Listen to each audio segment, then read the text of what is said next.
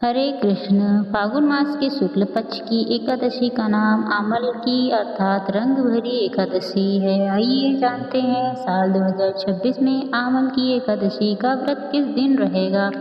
एकादशी और द्वादशी तिथि कब से कब तक रहेगी, कौन कौन से शुभ और अशुभ संयोग किस दिन बनने वाले हैं और एकादशी व्रत पालन का मुहूर्त कब से कब तक रहेगा।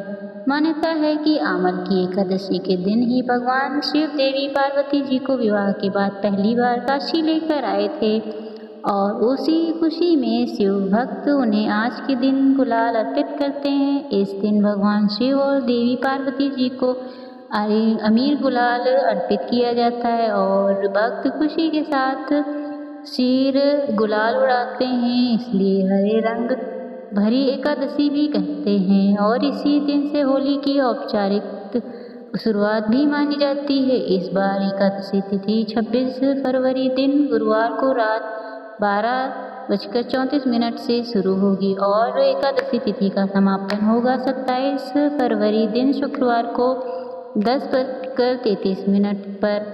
क्योंकि शुक्रवार को एकादशी तिथि है, इसलिए इस बार आमल की एकादशी 27 फरवरी दिन शुक्रवार को मनाई जाएगी। इसी दिन एकादशी का उपवास भी रहेगा। एक दिन पहले 26 फरवरी दिन गुरुवार को दशमी तिथि के नियमों का पालन करते हुए तुलसी के पत्ते तोड़कर रख लिए जाएंगे और तुलसी जी में जल भी अर्पित किया जाएगा। द्वादशी तिथि 27 फरवरी दिन शुक्रवार रात 10:34 से शुरू होगी और 28 फरवरी दिन शनिवार को 8:43 पर द्वादशी तिथि का समापन होगा। 27 फरवरी को इस आयुष्मान योग शाम 7:43 पर रहेगा। इसके बाद में सौभाग्य योग प्रारंभ होगा और आद्रा नक्षत्र 10:48 तक रहेगा। इसके बाद में पूर्णवसु नक्षत्र प्रारंभ होगा।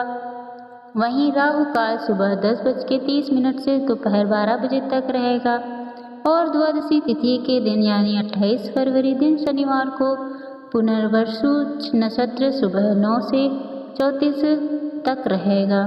इसके बाद में पूर्ण नक्षत्र प्रारंभ होगा। सौभाग्य योग शाम 5:02 तक रहेगा। इसके बाद में शोभन योग प्रारंभ होगा और राहु काल सुबह 9 बजे से 10:30 बजे तक रहेगा। आमल की एकादशी व्रत पारण मुहूर्त रहेगा 28 फरवरी दिन शनिवार को सुबह 6:54 से 9:06 तक रहेगा। तो इसी शुभ मुहूर्त में आपको व्रत का पालन करना होगा। रंग भरी एकादशी का नाम आमल भी है और आमल की आंवले को कहते हैं। मान्यता है कि श्री हरि को आंवला अति प्रिय है, इसलिए आज के दिन विशेष रूप से आंवले के वृक्ष की ओर आंवले के फलों की पूजा की जाती है और भगवान को भोग में आंवले अर्पित किए जाते हैं और दान में भी आंवले का दान किया जाता है। अत्यंत शुभ माना जाता है। और आंवले की एकादशी के दिन प्रातः काल स्नान आदि से निवृत्त होने के बाद घर के मंदिर में या आसपास के देव मंदिर में जाकर दीप प्रज्वलित करके फिर पूजा करें। यदि उपासना रखना चाहते हैं तो उपास रखें और फिर संकल्प करें। भगवान विष्णु का गंगा जल या फिर पंचामृत से अभिषेक करें। भगवान विष्णु को इस दिन तुलसी दल, तुलसी की मंजरी और पुष्प अर्पित करें। एकादशी के दिन केवल सात्विक वस्तुओं का ही प्रयोग करना चाहिए और इस दिन भगवान शिव तथा देवी पार्वती जी का भी पूजन करें। उन्हें अबीर गुलाल अर्पित करें और भगवान विष्णु को इस दिन आंवले का फल का भोग अवश्य लगाएं। इस दिन भगवान विष्णु के साथ साथ माता लक्ष्मी जी का भी पूजन करें। ऐसा करने से घर में सुख समृद्धि की प्राप्ति होती है। ओम नमो भगवते वासुदेव नमो नमः इस मंत्र का अधिक से अधिक जप करें। इस दिन आंवले के वृक्ष में कच्चा दूध और जल मिलाकर अर्पित करें। शाम के समय घी का या तिल के तेल का एक दीपक आंवले के वृक्ष के नीचे जलाएं। यदि आंवले का वृक्ष न हो तो घर में मंदिर में भी 5 या 7 आंवले रखकर उनके सम्मुख आप दीप जलाकर आंवले के वृक्ष का भाव करके भगवान शिव विष्णु की पूजा कर सकते हैं।